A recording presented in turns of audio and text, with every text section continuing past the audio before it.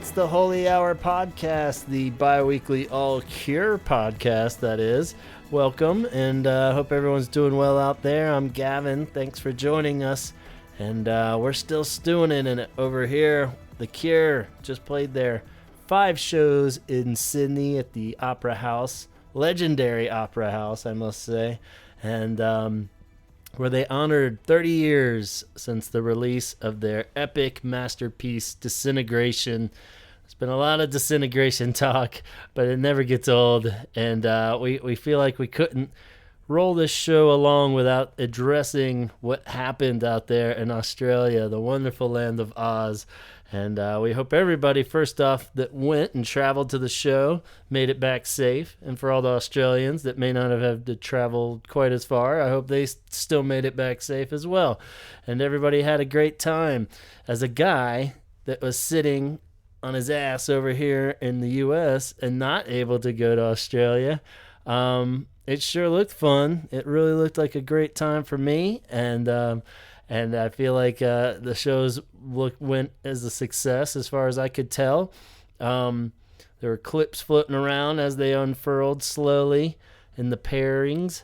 They did 2 shows on the 24th, 25th, I believe it was, then had off 26th. Then we had 27, 28, had off the 29th. And then we all got to watch at various times of the day the live stream. And I gotta say, it's pretty epic and so amazing to watch. But I really don't want to dive into my 2 cents from far, far away on the other side of the planet, which I do have about 2 cents worth that I'd like to say. But otherwise, let's just cut to the chase. If you've been following the show, you know that we had an inside connection with our buddy Colleen, who we talked to on our Mystery Caller show, and she had helped out as our long-distance correspondent in South Africa. And once again, she has pulled through and reported back to us from her experiences in Sydney, Australia, of seeing the Disintegration 30th anniversary shows. She went to shows number 3 and 4, I believe it was. And I'm going to just cut to the chase and let her speak here. And then we'll see what crosses over and what we still need to elaborate on. But let's hear how it went through the eyes of Colleen.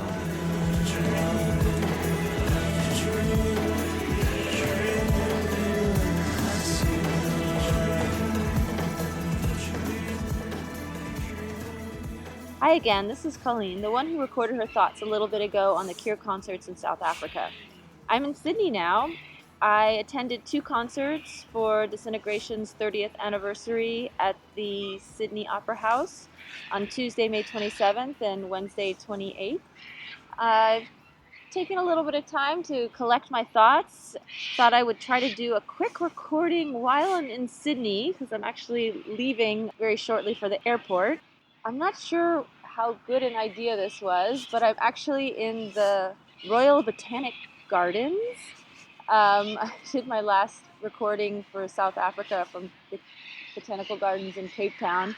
Though it's really noisy here with all the birds and really windy, so I'm not sure how that's going to work out. I may have to re-record this. I just kind of wanted to record it while I was in Sydney, but here goes.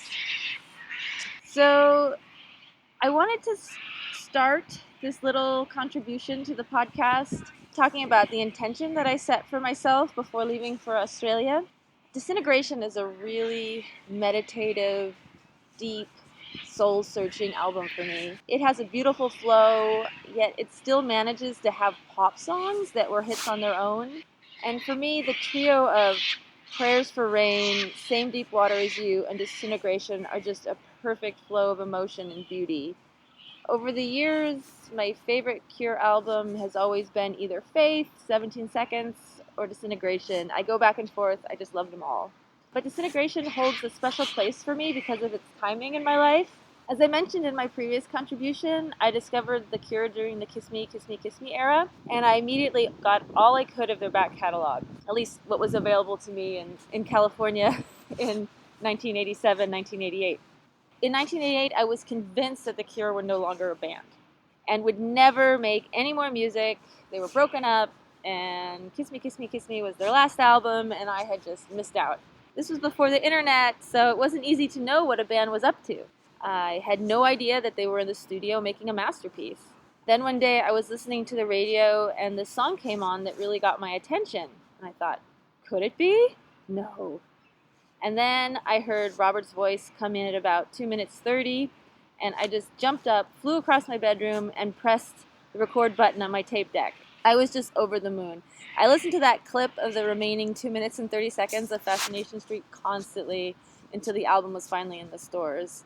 I also bought the 12-inch of that single, which had the B-sides Babel and Out of Mind, and I love them to this day.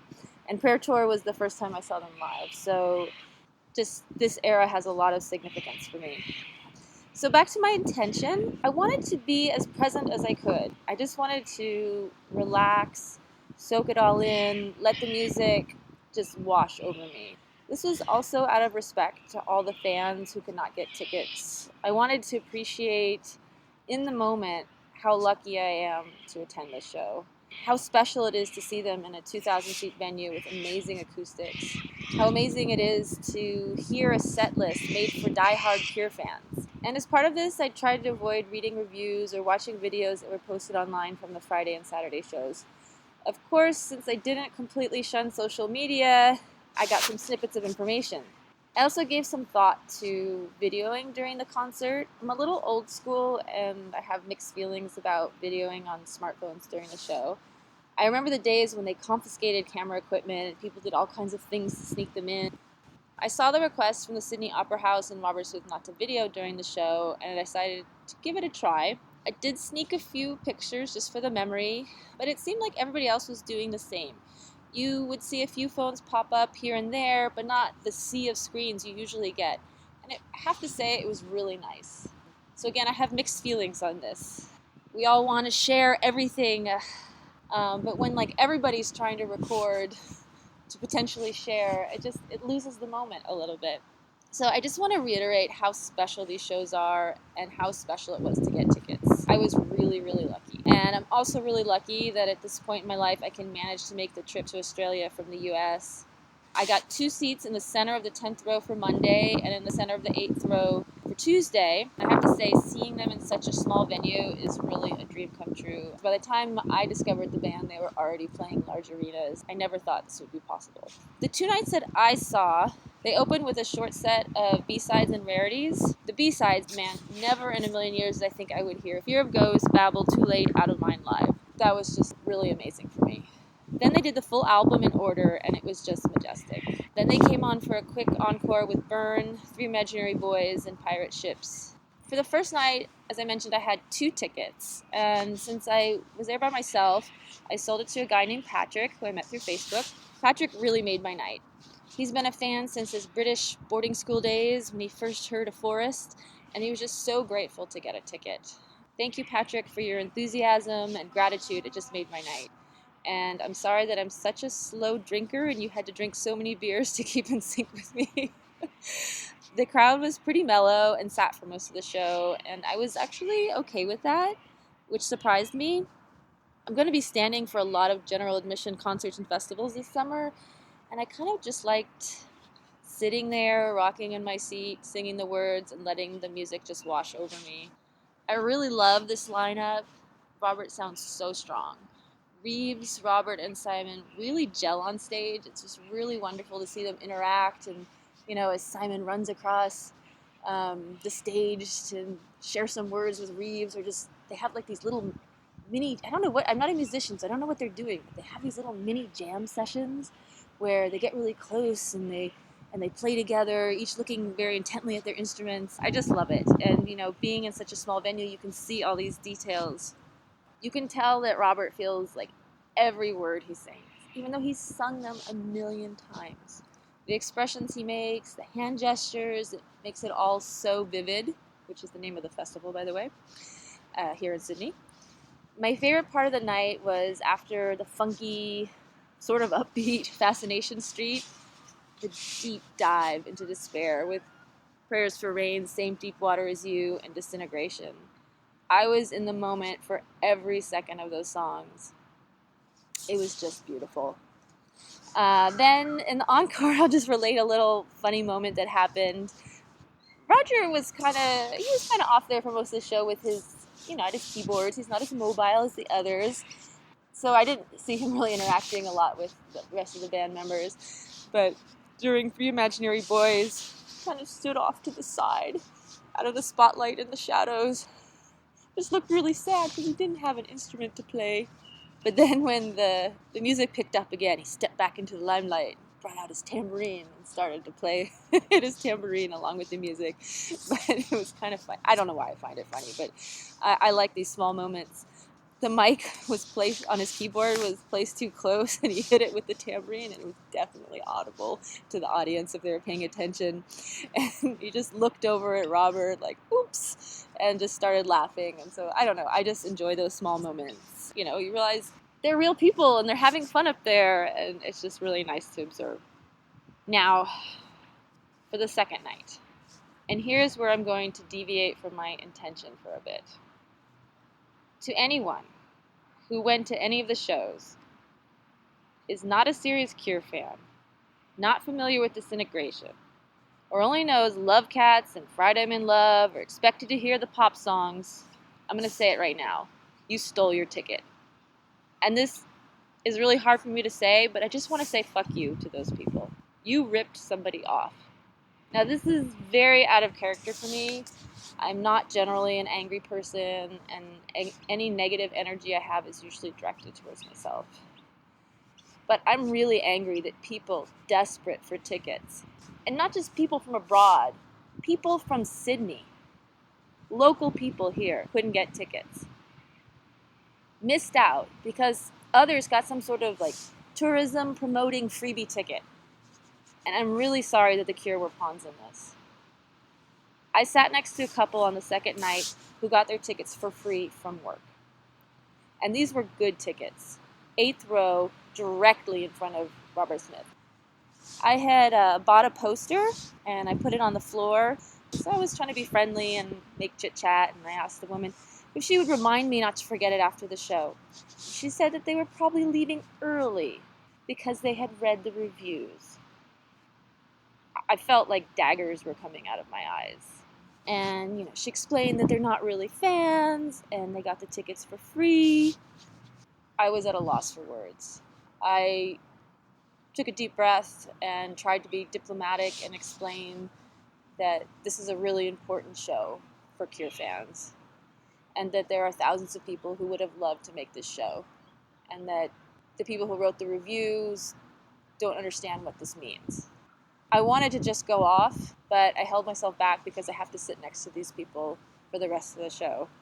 And I'm trying to stay present.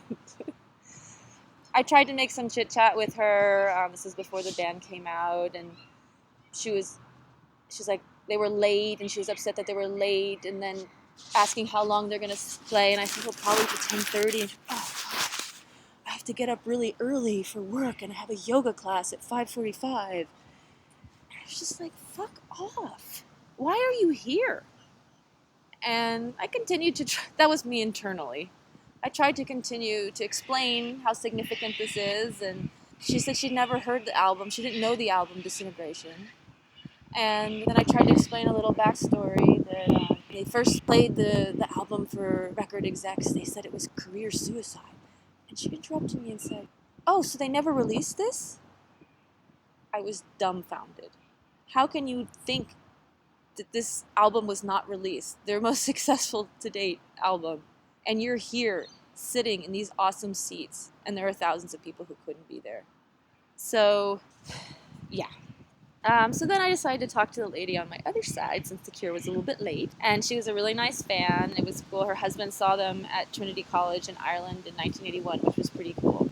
That said, the crowd on Tuesday was way more into it. Almost everybody stood up for the whole show. The response for, I guess, the pre-encore and the post-show encore was really strong. But I really had to constantly remind myself to practice mindfulness and let go of the fact, clearly I haven't let go of it, but I'm still trying, that the people next to me did not understand the opportunity they were given. I would find myself distracted by it, and then I would notice my distraction and then try to bring myself back to the music. And it was actually quite powerful, and I'll say it brought a new perspective to the experience. They left after Same Deep Water as You. They couldn't even stay for Disintegration. But you know what? I just scooched over to their completely center seats right in front of Robert Smith, tried to stay present for the rest of the show. But it was a constant battle. I had set this intention for myself, and it was almost ruined. I don't know why I let myself get to that spot, but I'm glad that I was able to realize that I was kind of in that place and try to appreciate, where I was and what I was experiencing, and that this was something I've been dreaming about for 30 years, basically, since I first saw them in 1989 on the Prayer Tour. So that said, I think these concerts were just absolutely amazing.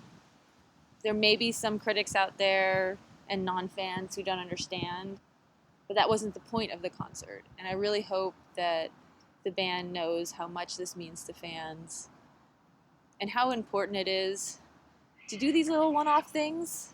It means so much to us.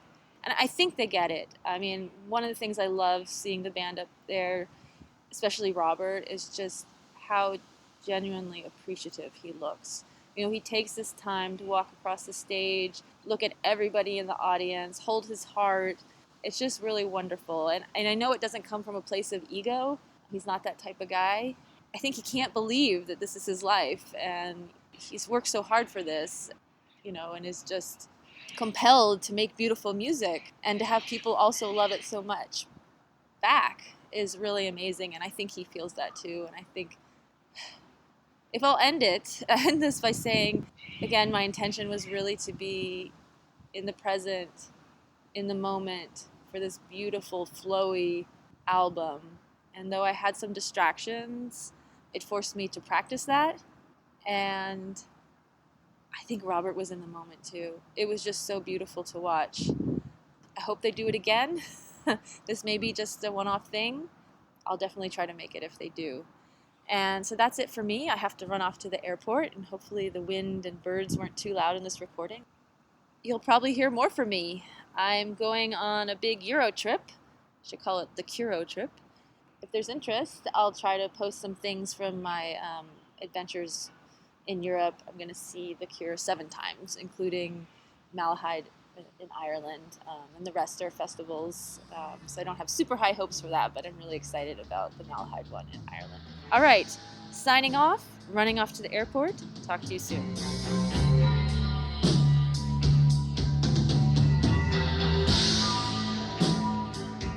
All right, thanks so much, Colleen. It was so great to hear your perspective firsthand, and wow, so much to say, so much to touch on, and we'll have a little bit more from Colleen here at the end of the episode.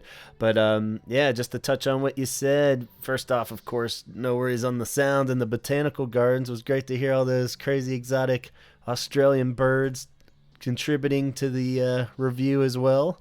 And I did have the privilege of going to Australia twice in my life so far. We got friends, really good friends out there.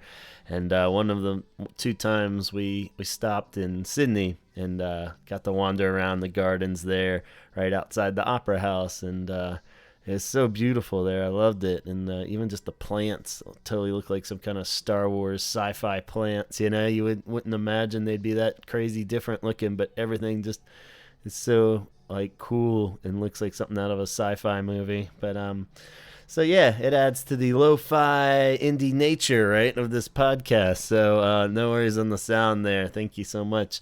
And yeah, I'm glad it was a great experience for her and everybody out there. It sounds like it was just an amazing shows, and for sure. And pretty cool. Going back to the start of what you talked about with the limited phone access, I'm with Colleen on this one. Where I'm also torn on it because it is like super annoying when you're at shows and everyone's like just becomes a National Geographic photographer or something, where everyone's like filming the whole damn thing, especially now with the live streams and stuff for Facebook. And and Instagram and stuff where you're filming entire shows with your phone, and it's just like, come on, man, just put it down so I'm not watching your screen while watching the band or something, but the torn factor being when I'm not at the show, those are awesome to watch people's things. So when they are sharing it, it is pretty cool, and just to see all the little things here and there. So hopefully it was all done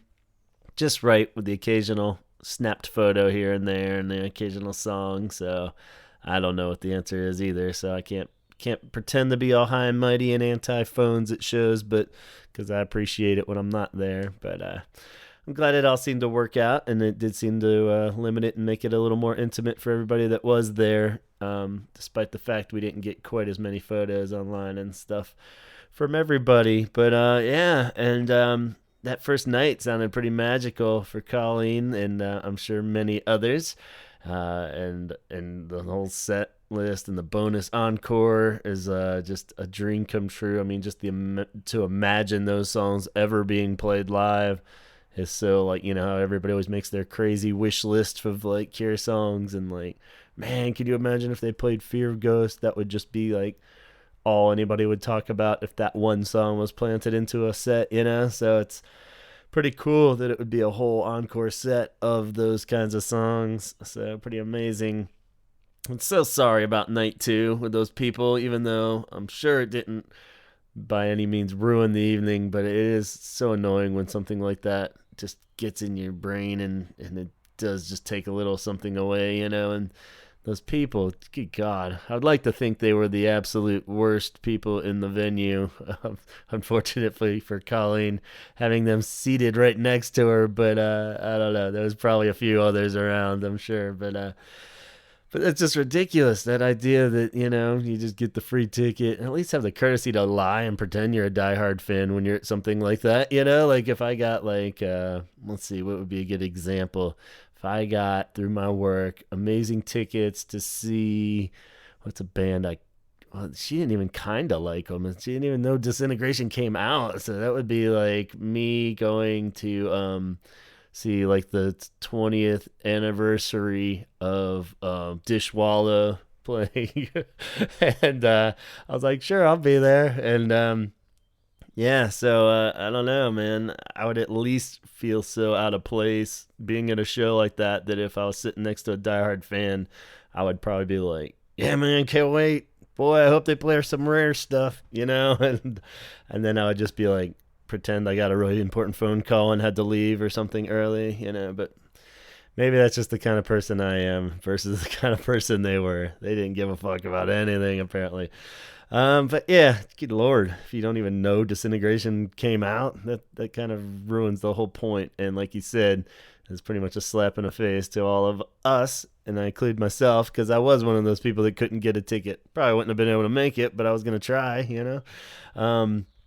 So yeah, it sucks, but I'm sorry. That's the way it rolls. But at least you had the 2 nights to pair off of it too. So if that would have been your one and only night there, that would have really been a bummer. But yeah. So on top of that, let's see. Maybe I do have some thoughts. Cause speaking of the live stream that came out a little later, the 5th and final show was the live stream that came on.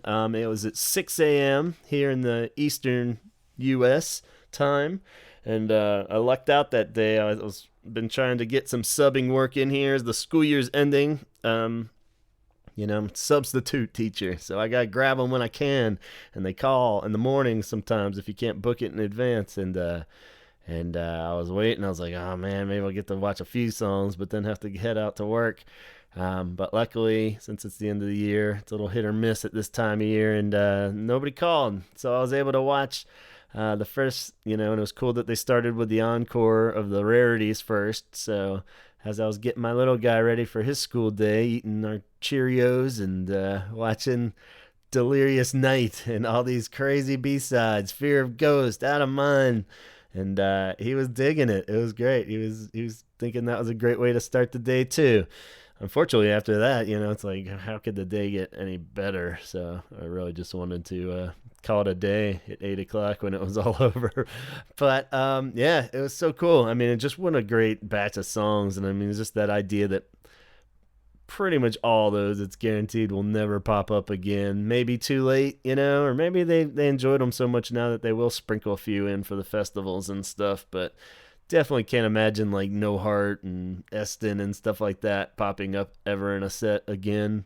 So that's something really special for those that were there in particular. And how cool is that? I mean, these are and perfectly executed too. They were like, from what I could tell, at least on the live stream one, it wasn't like they fumbled through it and were like, whatever, it's out of mind, and then they would just giggle through it or anything. But they seemed really tight, and I was impressed by Too Late too, because I remember from the 2016 tour, Too Late sounded amazing, but I think on a couple of the like bootlegs I was able to track down, because they only did it really a handful of times throughout the 2016 tour, but a couple of them, it was, it sounded great because it was Too Late, but it was a little like flubby, or he would just kind of stumble on the lyrics a bit more, but this one sounded really fine-tuned. From the clips that I saw of earlier shows and definitely on the live stream one, they nailed it. And wow, what a great song. That one just really gets better, and you see it in something like that and you really appreciate what an amazing, great poppy song. Still wouldn't have fit on Disintegration. If you're trying to think of any kind of revised, why wasn't this on the actual album, that would have been really weird on Disintegration. But just it would have been great on Wish or something too, but I don't know. But it's just such a great pop song that would be like so many other bands' best song they ever wrote in their whole catalog. So I just thought it was a little more fine-tuned on this one. It sounded great. And the actual set, of course, it's hard to say if any huge standouts. I thought that even just playing Disintegration sounded great on that live stream. All the songs, really. It's hard to pick one. I think Homesick was cool because he played that little keyboard part on it there, Reeves. And it was kind of cool just watching Reeves in particular through the live stream, because, we've seen pretty much all these other guys nail this album in some form or another throughout the years, but you hadn't really seen Reeves just kind of do Disintegration, and it wasn't anything drastically different, but there's definitely some signature touches. I felt like Prayers for Rain had like a little bit of a Reeves touch to the tones and the guitar tones, almost to the point where I'm kind of like, what at first, and then like it only takes like about a minute before I realize how awesome it is, and I'm like, that's cool, and it's a little different, so that's awesome. And yeah, so stuff like that, and this little, like I mentioned, the rock and roll induction thing. It was pretty cool when Reeves puts in like the almost like little harmonic parts on Love Song in between the phrasing on the verses. So pretty cool. I really just enjoyed watching Reeves kind of cut loose on the whole thing, and felt like saw a few people say that Homesick in particular did seem like the passion level was turned up a notch on that one. But Untitled, song Disintegration, I mean, they're all great. Everything sounded amazing, so it was so cool just to see them nail it.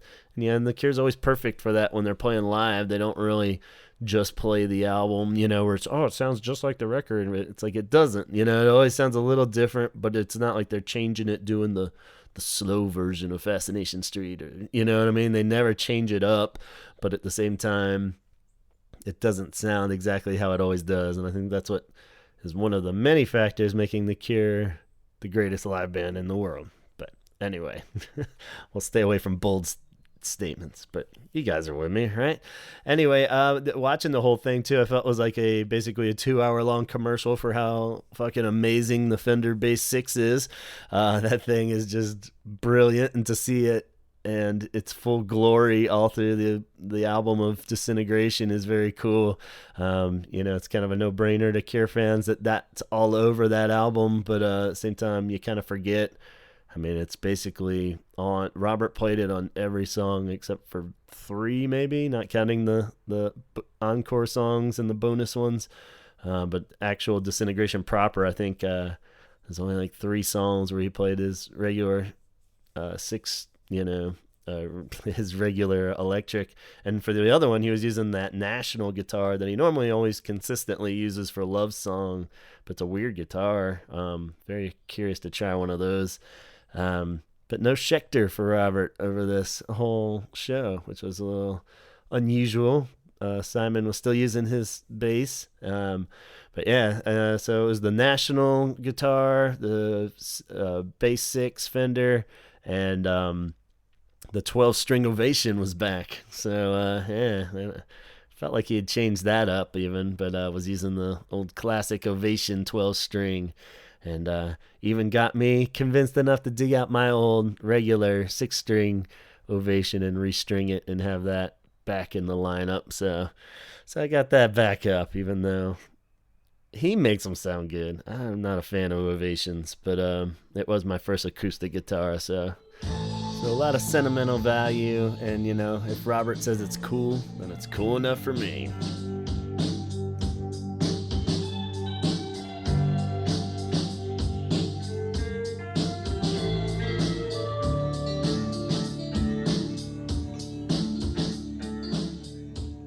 All right, so to bounce back for an even cooler perspective, an episode within an episode, Colleen made it home safe and watched the live stream and has a cool perspective in the sense of somebody that was at the live show and then saw the live stream and how it compared and things that she noticed. So once again, Colleen delivers. Let's bounce back to her and see what she's got. Hi there again. This is a quick little epilogue to my Sydney piece. This time from the quiet of indoors. I'm really sorry about the noise in the previous recording. That was a really bad idea. The problem was I didn't manage to record it before I needed to check out of my hotel, and I really wanted to record while I was still in the Sydney mode and not exhausted from a 14-hour flight. That's how it turned out. So after I got back to California, I stayed up. My sleep was really off. And I caught the live stream at 3 a.m., and I'm so glad that I did.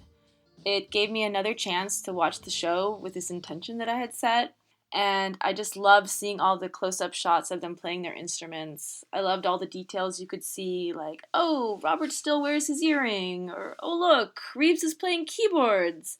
I thought it was really well done, and I have to say that watching the live stream was almost as powerful as seeing them live. It could have been because I was watching it. I knew they were playing in Sydney at the same time that I was watching it. I think that had some power to it. But I just really love that the band and Sydney Opera House put it out there for the world to enjoy.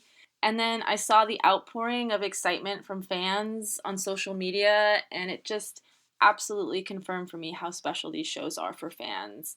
And it pretty much relieved me of all that negativity that I had after the second show that I saw. I'm just so happy for everyone that they're able to experience this show. And it also helped me a little bit to reflect on why I was so upset after night 2. There's a little part of me that's looking for a Cure community. And, years ago, I had this a little bit when I was in junior high and high school. But, that was a really long time, and I'm a completely different person now. Most people I know that I have this passion, but just think about it as like a quirk of my personality, and I don't really get to share it with anyone. And as a result, it's become a really personal passion. And as a result of that, when I see what I interpret as disrespect to the band, I take it really personally. I do have other passions in my life, and I have communities to share them with, but unfortunately not this one. And so when I saw the outpouring of love during and after the live stream, I felt like there was a community and that I was part of it. And that was really meaningful for me.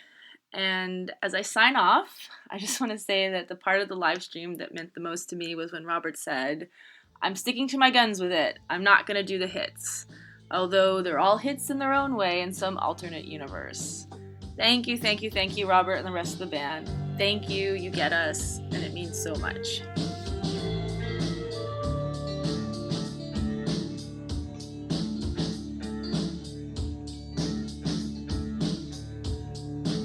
All right. Thanks again, Colleen. That's awesome, and it's so appreciated. And more great perspective, and really cool to hear it from you, though. So, like I said, somebody that had been at the show. As much as I enjoyed the live stream, I was a little bit like, well, I bet this is nothing compared to really being there. So it's cool to know that it is in its own way, its own special thing, and so many people were able to be a part of it. When they announced the live stream thing, I was a little bit like, whatever, and a little even kind of like, oh, well, that's hardly a compromise for not doing these shows in the U.S. and kind of thing, But, as soon as I started watching that with my kid in the morning, I was like, this is really special and really cool. And just knowing that it was happening in real time and, so many people all around the world were watching it and able to watch it and really kind of sharing in the glory too. And it was really cool. And like you said, by not playing the hits and turning it into a greatest hits thing at the end was even cooler. That little bonus encore I didn't really get to mention, but that in particular was kind of cool because it did a break away a bit, but he still stuck to like Burn, like which everybody loves, and Three Imaginary Boys, which is like such a Cure classic, and then wrapping it up with Pirate Ships, which we even joked about, I think, way back when we first heard about these Australian shows, and we're like, what, are they going to close with Pirate Ships? And they did, and it sounds fucking great. Like, I don't know if it's just caught up in the moment or what, but I felt like that live performance was way better of Pirate Ships than the recording, and just really emotional and just cool as hell to see it up close and hear the full band just playing it. And I don't know, the dude can't go wrong with something like this. He knows. And and something I didn't even touch on too, not to bring any negative vibe back into it, but the Guardian review that everyone got up in arms about, rightfully so, was just such a poorly written thing. And like, it wasn't that anyone was talking trash about the performance or Disintegration. It was just the guy didn't know, and it was just like the fact that he's questioning the importance of Disintegration. It's not even like, it's just one of those things. It's like my friends all goof on me because I don't like Led Zeppelin, and it's just a taste thing. I just don't like Led Zeppelin, and but I never would try to take away from their significance in any sense. Obviously, it's not up to me to validate Led Zeppelin the same way this guy. If he's not into Disintegration, that's fucking fine, but like, don't act like there's something other people aren't getting, or what I mean? Like, there's any ability. Obviously, it's a big deal. You sell up 5 nights at the Sydney Opera House. The album's a big fucking deal, whether you get it or not, and and that whole article was just kind of reviewed that way. Like, clearly with the encore, the guy was not getting it. He didn't catch how important that was to fans to capture all those minute little details of songs that weren't even songs were being played, all from Disintegration. That was the full Disintegration experience. It wasn't about, all right, now let's round it out with 12 of our biggest hits and doing the rock and roll induction set list, and it's like, come on, man. It's such a cool gesture from the band to do that for the fans, and then they could have very easily would have just walked off the stage after Disintegration even, and that would have been it, and that would have been fine. But the Cure always goes that extra mile for their fans, it seems like, and they really know that we're gonna nerd out on it, So it's cool to know that they appreciate that and are aware that the fans are that crazy about it. But as far as the community, Colleen, by all means, the little outlet we have here, you're always welcomed, and you share with all of us. I know a couple people have written me and want to hang out with you in Europe, so hopefully we can get everybody together, and you guys can all share in these experiences. That's why I'm really looking forward to the new album tour. Hopefully it would be so great to cross paths with a lot of you guys out there in real life, and get to share a bit more. But if not, we got this outlet, and we got the social medias for what it's worth out there. And so anyone out there, we're moving onward. All right, by the time this posts, I think the next day, I'm trying to get this out on Friday at a weird time slot, just because next day is Malahide in Dublin, the Castle gig. So Colleen will be back in the thick of it, so I can't wait to hear how that all goes, and it's bound to be pretty amazing. So, and for anyone out there, as these festival gigs are popping up, definitely feel free to contact us. And if you're up for anything, like you heard Colleen, just give your thoughts on what happened exactly, however long or short. We can always put it in there and get it out to the people there, because I know I love hearing about it, and I just hope other people do too. And so yeah, by all means, open door policy. Anybody out there wants to record anything, feel free to send it my way. You can send it directly to me at gavinconnor@gmail.com. And yeah, it's pretty cool. I know I just heard from a guy that plays in a Cure tribute band too. They're going to head out to the Glasgow gig and offered up to record some stuff. So that'd be cool. Chris out there, who also, plays in a cool tribute band out in LA, which I think there's a couple out there now. I believe the Cursed is one. And this new one, he says their name is the Obscured LA. So, I mean, the fact that there's two and probably more big old, I know that other tribute band I saw ages ago was somewhere in California. I don't know if it was LA home base, but I'm assuming that's where they're at too. But yeah, so the Obscured, check them out. They have a Facebook page and they have some clips on there. They're playing a show, Molly Malone's on Fairfax in LA, 10 p.m. on June 22nd. So if you're in the LA area in June and not off in Europe seeing The Cure, I think you should go check out this Cure tribute band. Be pretty rad. So once again, that's June 22nd at Molly Malone's on Fairfax in LA, the Obscured LA sector. I believe there's other obscured tribute Cure bands throughout the world, but this is LA's own. So go check them out. They sound really cool. They have some clips on their Facebook page, so go check it out there. And if you're in LA or anywhere around there, I highly recommend it. June 22nd. And hopefully we'll hear from those guys and from Glasgow when they go there. And like I said, anybody out there, feel free to send anything. In the meantime, we're going to keep trucking along. We have some episodes on the horizon, so keep your eyes peeled. Charlotte Sometimes. Anybody has a thought on that? Feel free to send us that. We're just doing a one-off Charlotte Sometimes. We got 413 Dream Part 2. We're going to crank out the episode before too long, and we want to do a second part episode where we get your thoughts. So it's not just us dudes rattling on about 413 Dream. We want to hear your perspective, even just a quick little review. You don't have to do the full track by track, but just give us your thoughts on 413 Dream and where it falls in your love for The Cure. And yeah, so that's on the horizon. We got a couple other ones we're still working on too, so no shortage of content here. We'll be at episode 200 before you know it. So keep your eyes peeled to the Facebook page or Instagram at the Holy Hour Podcast on there. And if you don't know what to wear to one of these festival gigs, I recommend going on over to 17secondsshirts.bigcartel.com. Chaz is cranking out original Cure designs. Very cool, affordable, comfortable as hell, and look amazing. So go check out what's available over there for pre-order and pick yourself up a cool-ass Disintegration themed shirt fitting into the year of Disintegration. And keep an eye on his 17_seconds Instagram too for any upcoming shirt ideas. So I'm going to wrap this up now. Thanks again to Colleen. You are awesome. And keep safe on all these travels. And I hope they keep continuing to be good. And I hope no more dinguses sit next to you. And don't let it get you down if they do. So thanks so much again. Hope everything worked out with your work situation, Colleen, before the big exit. And yeah, we'll talk to you soon. And everybody out there, go listen to some Cure. Go put on Disintegration one more time. Then we gotta give this fucking thing a rest, all right? Because we're all gonna be in trouble if we listen to this much Disintegration. So move onward. Festival times around the corner. Go put on some greatest hits to warm up, and we'll talk to you soon. Talk hard. I will sleep tonight.